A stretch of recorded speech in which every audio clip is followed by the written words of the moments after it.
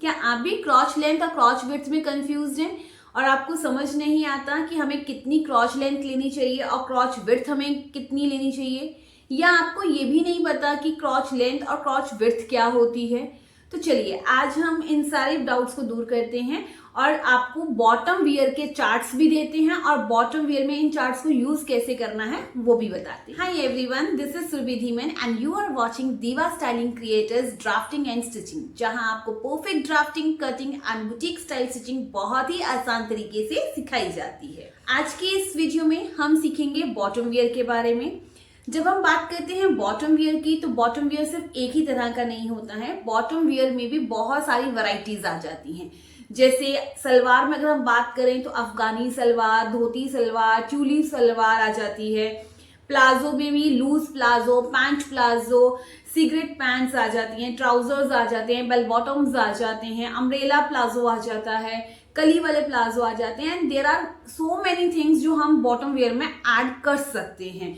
तो bottom wear में सिर्फ और सिर्फ अगर हम ये सोच लें कि हर जगह हमें 2 इंच ही ऐड करना है क्रॉच लेंथ में और 2 इंच ही हमें क्रॉच की विड्थ लेनी है तो हमारी फिटिंग अच्छी आ जाएगी, तो ऐसा नहीं होता है। हमने क्रॉच लेंथ कितनी लेनी है, क्रॉच विड्थ कितनी लेनी है, ये डिपेंड करता है कि हम बॉटम वियर कौन सा बना रहे हैं। आज की वीडियो में मैं आपको बॉटम वियर के चार्ट भी शेयर करूंगी और साथ में ये भी बताऊंगी कि अलग अलग गारमेंट में हम अलग अलग चेंजेस क्यों करते हैं और क्या कारण होता है। इसके अलावा हमारे बॉटम वियर में जब हम कुछ भी बॉटम वियर बनाते हैं तो लूजिंग का भी बहुत इम्पैक्ट होता है, क्योंकि लूजिंग डिपेंड करती है कि हम इलास्टिक वाला मतलब फुल इलास्टिक वाला बॉटम वियर बना रहे हैं या फुल बेल्ट वाला बॉटम वियर बना रहे हैं या हाफ इलास्टिक या हाफ जो बेल्ट होती है उस टाइप का बना रहे हैं। तो वो भी चीजें हमें ध्यान में रखनी होती हैं। तो हम एक ही तरह का मेथड हर बॉटम वियर में यूज नहीं कर सकते और इसके अलावा भी हमें छोटे छोटे चेंजेस करने होते हैं। तो वो हम वीडियो में देखते हैं कौन कौन से वो चेंजेस होंगे और चार्ट्स को भी हम देखते हैं। वन थिंग मोर, हमारे इंस्टाग्राम पर दीवा स्टाइलिंग क्रिएटर्स और दीवा पैटर्न्स के 2 पेज हैं। अगर आपको अपना कोई भी फर्मा कस्टमाइज कराना है किसी भी तरह के गारमेंट का, चाहे फिर वो कुर्ती हो, ब्लाउज हो या कोई भी ड्रेस हो, कोई भी अगर आपको फर्मा कस्टमाइज करवाना है तो आप हमें दीवा पैटर्न्स पर आप हमें फॉलो कीजिए या मैसेज कीजिए, हम आपको वहां पर उसका रिप्लाई देंगे। साथ में ही दोनों मेरे ये चैनल्स हैं, इनको भी आप फॉलो करना जरूर शुरू कीजिए। चलिए आज की वीडियो को हम शुरू करते हैं और देखते हैं कि हमें बॉटम वियर किस तरह से प्रिपेयर करना है। और वीडियो अगर आपको पसंद आए तो ज्यादा से ज्यादा लाइक कीजिएगा, शेयर कीजिएगा और चैनल को सब्सक्राइब करना बिल्कुल भी मत भूलिएगा। चलिए वीडियो को शुरू करते हैं। चलिए फ्रेंड्स, सबसे पहले मैं आपको बताती हूँ कि क्रॉच लेंथ और क्रॉच विड्थ क्या होती है, क्योंकि कई मेरे ऐसे सब्सक्राइबर होंगे जिनको बिल्कुल भी क्रॉच लेंथ क्रॉच विड्थ के बारे में नहीं पता होगा, या जो एकदम बिगनर स्टेज पे हैं उनके लिए भी आसान हो जाएगा समझना। तो सबसे पहले हम देखते हैं क्रॉच लेंथ और क्रॉच विड्थ क्या होती है।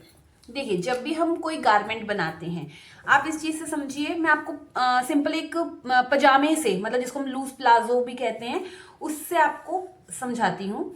इस तरह से हमारा होता है, यहाँ पे आसन होता है इस तरह से, और फिर हम इस तरह से कुछ शेप देते हैं।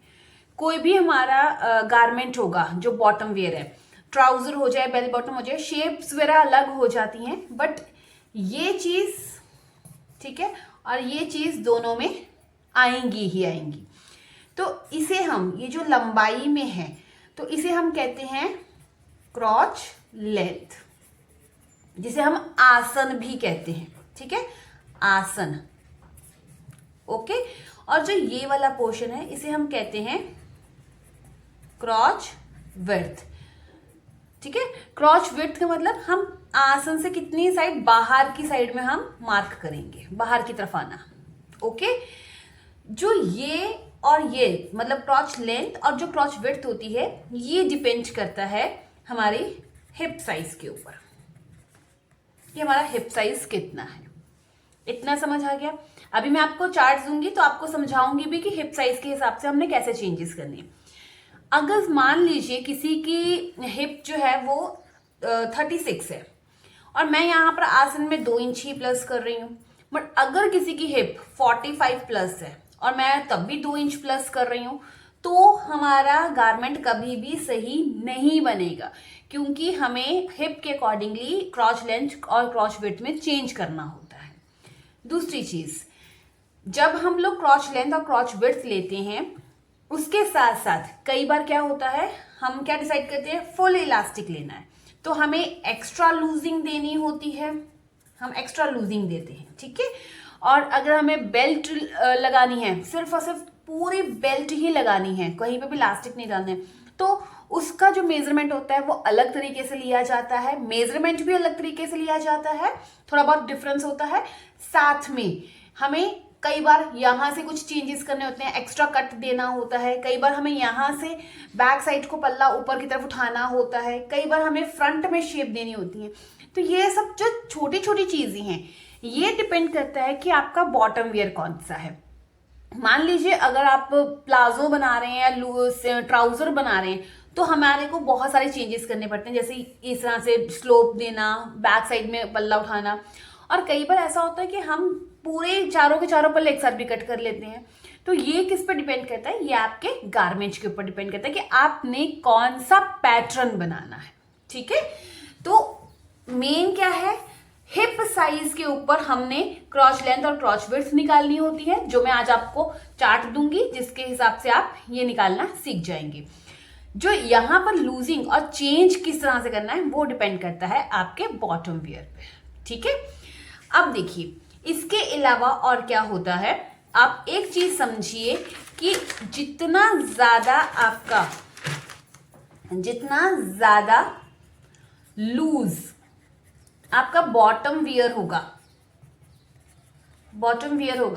उतना ही बड़ा आपका आसन होगा, ठीक है। मतलब अगर आप इस तरह से लूजिंग रख रहे हो, बॉटम वियर आपका ऐसे लूजिंग में आ रहा है, तो आपका आसन भी लंबा ही होगा। जितना आप फिटिंग में आते जाओगे, आपका आसन उतना ही छोटा होता जाएगा। मतलब जैसे आप सलवार देखो, सलवार इस टाइप से होती है, इस तरह से कुछ इस तरह से कटिंग होती है, लूज है तो उसका आसन भी बड़ा होगा। बट अगर आप ट्राउजर की कटिंग करोगे, सपोज ट्राउजर इस तरह से, तो उसका आसन जो होगा यहाँ से छोटा होगा। आपने पैंट्स में देखा होगा आसन छोटा होता है, तो उसका आसन भी छोटा ही आएगा, ठीक है। तो ये डिपेंड करता है हमारे गारमेंट के ऊपर। चलिए अब मैं आपको चार्ट देती हूं कि हमने कौन से में कितने इंचेस एडिंग करनी है। सबसे पहले मैं आपको चार्ट दूंगी क्रॉच लेंथ का। लेंथ कौन सी थी जो हम बात करते हैं, इस तरह से, ठीक है, ये वाले।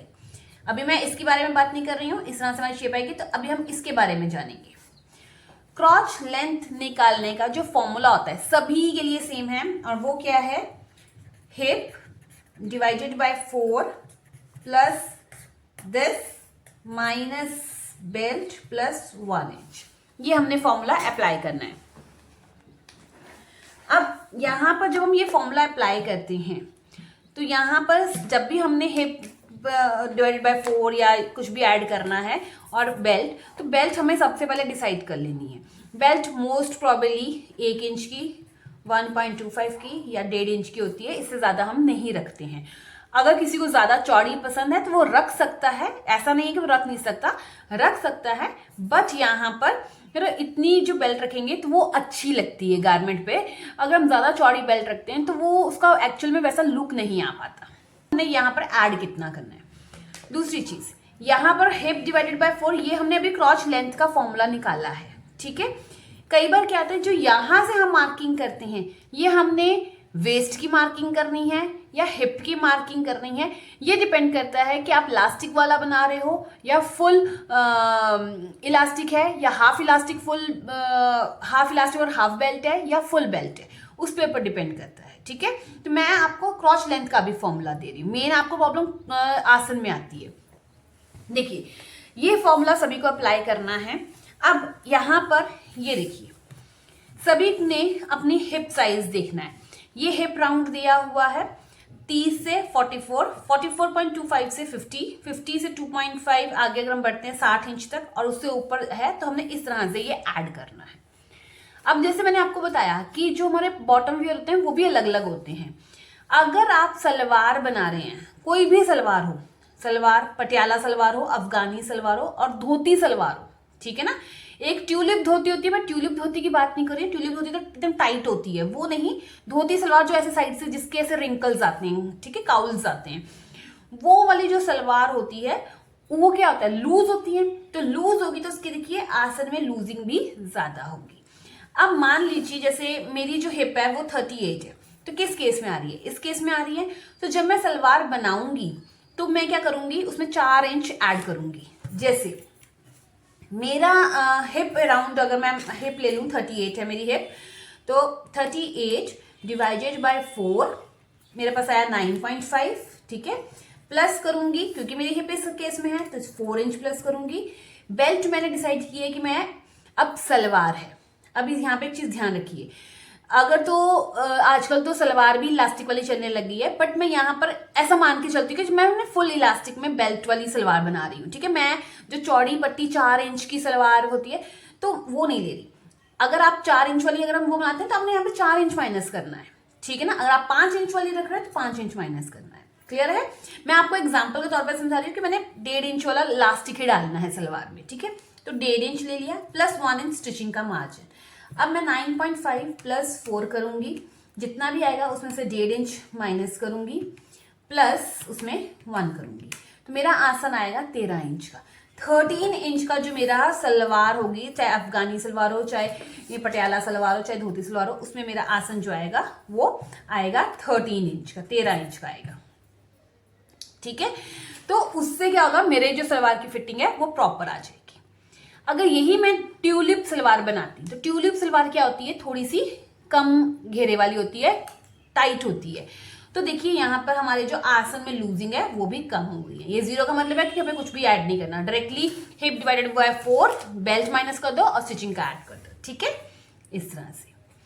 अब अम्ब्रेला प्लाजो, अम्ब्रेला प्लाजो कैसा होता है आपने देखा होगा, यहाँ पे इस तरह से बेल्ट होती है, ठीक है, एंड देन इस तरह से सर्कल सा आएगा, ठीक है, एंड फिर यहाँ प्लाजो इस तरह से फ्लेयर जिसमें बहुत सारे होते हैं, ठीक है। तो ये जो हमारा प्लाजो होता है इसको हम अम्ब्रेला प्लाजो कहते हैं। तो अम्ब्रेला प्लाजो में जो लूजिंग है, अब अम्ब्रेला प्लाजो में आपने देखा होगा कि जो हिप वाला पोर्शन होता है वो एकदम फिटिंग वाला होता है, ज्यादा वो नहीं होता है, लूज नहीं होता है, ज्यादा टाइट भी होता है। ट्यूलिप से वो कम होता है, तो हमारी जो लूजिंग है देखिए क्रॉच लेंथ में वो भी कम होती जा रही है। जब हम सिंपल लूज प्लाजो बनाते हैं, जो स्ट्रेट प्लाजो या लूज प्लाजो होता है, तो उसमें हम इस तरह से फिटिंग देते हैं, ठीक है। ये हमारी क्रॉच लेंथ निकालने का फॉर्मूला है, मैं बार बार बता रही हूँ कि ये क्रॉच लेंथ लेने का फॉर्मूला है, ठीक है। और ये पैंट, सिगरेट पैंट्स होती है, ट्राउजर्स होते हैं, तो हम इस तरह से ये वाले फॉर्मूले अप्लाई करते हैं कि मतलब अगर मेरी हिप इतनी होगी तो मैं 1.5 इंच एक्स्ट्रा लूंगी, अगर हिप इस केस में है तो 0.75, इस तरह से, ठीक है। यहाँ पे माइनस आएगा, इतना क्लियर है। अब इस हिसाब से जब हम मार्किंग करते हैं क्रॉच लेंथ की तो हमारा आसन एकदम परफेक्ट आता है। कई बार आप क्वेश्चन करते हो कि मैम हमारा आसन बहुत लंबा हो जाता है अगर हम हिप डिवाइडेड बाय 4 + 2 इंच करते हैं, तो हमें गारमेंट के अकॉर्डिंगली हमें चेंजेस करने होते हैं। अगर हम 2 इंच हमें हर जगह ऐड कर दूं तो वो सूटेबल नहीं है मेरे लिए, ठीक है। तो इसी तरह से हमने क्रॉच लेंथ का फॉर्मूला देख लिया। आप इसका स्क्रीनशॉट ले सकते हैं ताकि आप जब भी नेक्स्ट अपना गारमेंट बनाए तो आपको कहीं प्रॉब्लम ना आए। अब हम आते हैं क्रॉच विड्थ पर। क्रॉच विड्थ होती है ये वाली, मतलब जब हमने आसन ले लिया तो आसन से हम कुछ इंचेस बाहर जाते हैं। क्यों जाते हैं वो बाहर, ताकि हमारी जो है हिप, जो हमारी बॉडी कैसी होती है, इस तरह से होती है, इस तरह से, फिर हमारा हिप आता है एंड देन बॉडी। अगर किसी का टमी है तो वो टमी आगे से इस तरह से आएगा और इस तरह से, ठीक है। तो ये जो हिप वाला पोर्शन है, तो यहाँ पर क्रॉच का एरिया जो है हमें बाहर की तरफ देना पड़ेगा। तो ये जो एरिया हमने देना है क्रॉच का, उसके लिए जो हमारा फॉर्मूला होता है वो है क्रॉच पॉइंट आउटसाइड फॉर्मूला, ठीक है। आप इसको भी वो कर सकते हो, इसका स्क्रीनशॉट ले लीजिए। अब इसमें क्या है, हिप राउंड आपने देखना है कौन से केस में आता है। अगर 20 से 29 है तो 1.5, बट ये यहाँ पर देखिए सिंपल सलवार, पटियाला सलवार, अफगानी सलवार, सिंपल प्लाजो, धोती, ट्यूलिप धोती, सिगरेट पैंट्स, देखिए सब में अलग अलग हमने कर दिया ताकि आपको ये डाउट ना रहे, जबकि सलवार वगैरह जो होती हैं उसमें सेम चीज ही चल रही होती है। मैंने फिर भी इसमें अलग अलग कर दिया ताकि आपको पता चल जाए। सिंपल प्लाजो में ये, धोती में ये, और ट्यूलिप धोती और ये वाला सेम चलेगा, ठीक है। और ये सिगरेट पैंट्स आ जाएंगी। सिगरेट पैंट्स कौन सी होती है? जो ऊपर से एकदम स्ट्रेट फिटिंग वाली होती है और नीचे आकर थोड़ी सी टाइट हो जाती है, ठीक है। शायद आज की ट्रेंडिंग लैंग्वेज में उसको शायद मॉमीज पैंट भी कहते हैं, ठीक है। जो ऊपर से थोड़ी सी लूज और नीचे बैगीज टाइप की आती है, नीचे टाइट हो जाती है, ठीक है। उसको हम सिगरेट पैंट्स कहते हैं। तो इस टाइप से अगर हम क्रॉच पैंट यहाँ यानी कि यहाँ आसन से बाहर की तरफ जाएंगे तो हमारे जो है एकदम शेप जो है अच्छी आएगी। आसन हमें टाइट नहीं होगा, खिंचेगा नहीं। आप इसका स्क्रीनशॉट ले लीजिए। इसके अलावा और इम्पॉर्टेंट बात क्या होती है, जब भी हम यहाँ से क्रॉच पॉइंट लेते हैं, देखिए जैसे ये मैंने क्रॉच लेंथ ले ली और इस तरह से एंड देन ये आ गया, तो जरूरी नहीं है कि ये मेरी लाइन स्ट्रेट ही आए। कई बार मुझे ये लाइन तिरछी लेनी पड़ती है, जो कि आपको कोई भी नहीं बताता है। वो सब यही कहते हैं कि स्ट्रेट लाइन लेके यहाँ से हम आगे चल जाए, बट यहाँ से हमें तिरछी लाइन भी लेनी पड़ती है। वो किन केसेस में लेनी पड़ती है और कौन से बॉटम वेयर में लेनी पड़ती है, ये डिपेंड करता है कि आपके बॉटम वेयर कौन से हैं। सलवार में हमें ज़रूरत नहीं होती है, बट जब हमारे टाइट बॉटम वेयर आते हैं तो हमें यहाँ से तिरछी लाइन लेनी पड़ती है, ठीक है। तो वो कितना हमने तिरछिया लेना है ये भी डिपेंड करता है कि हमारा बॉटम वेयर कौन सा है, ठीक है। तो इसीलिए वो हम आगे जब बॉटम वेयर्स हम आगे देखेंगे, वीडियोस बनाएंगे, तो फिर मैं उसमें आपको एक्सप्लेन करूंगी कब कब हमें इसमें यहाँ पे तिरछा जाना है और कितना इंच हमें बाहर जाना है, या यहाँ से हमें कितना इंच अंदर जाना है, यहाँ से अपवर्ड कितना जाना है, या स्लोप कितनी देनी है, ठीक है। वो हम डिटेल जो हम हर एक अलग अलग बॉटम वेयर को डिटेल में सीखेंगे तो तब पता चलेगा। आज के वीडियो में मैंने आपको क्रॉच लेंथ और क्रॉच विड्थ लेना बताया है, क्योंकि आसन में सबसे ज्यादा प्रॉब्लम होती है कि हम यहाँ से बाहर कितना चाहें, हम यहाँ से लंबा कितना लें। क्योंकि अगर हम ज्यादा लंबा ले लेते हैं तो हमें लूज हो जाता है और हमारे को प्रॉब्लम आती है।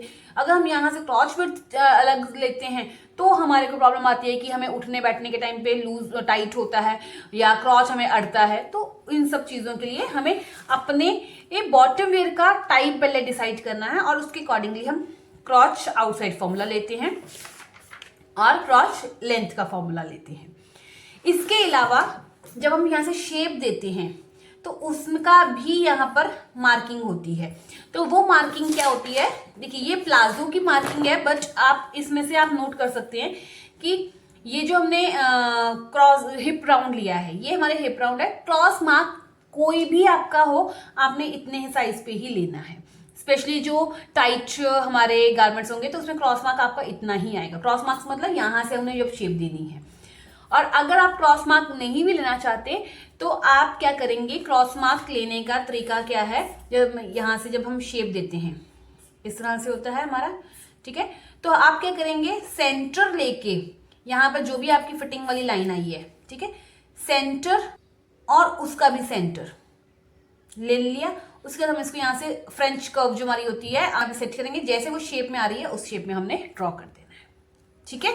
तो इस तरह से आप शेप दे सकते हैं अगर आप क्रॉस मार्क लेना नहीं चाहते हैं तो। आपको है कि क्या सिर्फ बॉटम वेयर में यही दो चार्ट यूज होते हैं, तो यस, मेन यही दो चार्ट यूज होते हैं।